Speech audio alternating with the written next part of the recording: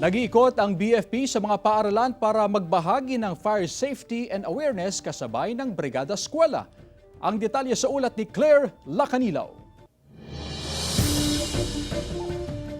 Nagsagawa ng fire safety and awareness campaign ng ilang miyembro ng Mangaldan Fire Station, kasabay ng Brigada Eskwela sa Mangaldan, Pangasinan. Nagkaroon din ng actual demonstration sa paggamit ng fire extinguisher. Paraan ito upang magkaroon ng kaalaman at kamalayan ang pamunuan ng paaralan, maging ang mga estudyante para maiwasan ng sunog. Kung ano man yung kanilang mga request, like for example, tumutulong tayo sa kanilang mga, kung ano man yan, paglilinis, kung halimbawa, at kung minsan naman nagpapakandak sila ng fire safety awareness lecture and awareness. So yun po ang ginagawa natin.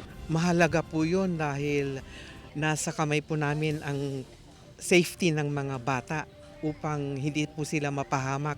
Bukod po sa earthquake drill, mayroon po kaming fire protection drill. Mahalaga rin na malaman ng pamunuan ng mga paaralan ang kanilang kahandaan sa panahon ng sakuna. Ayon sa BFP, isa rin sa mahigpit na tututukan ang electrical wirings ng mga paaralan upang makaiwas sa sunog. Sinasabay na rin natin yung pag-i-inspect ng kanilang mga building, lalo na yung mga classroom. Kasi alam naman natin na kahit na ganyan yan, tumagal pa rin yan ng mga halos mga isang buwan.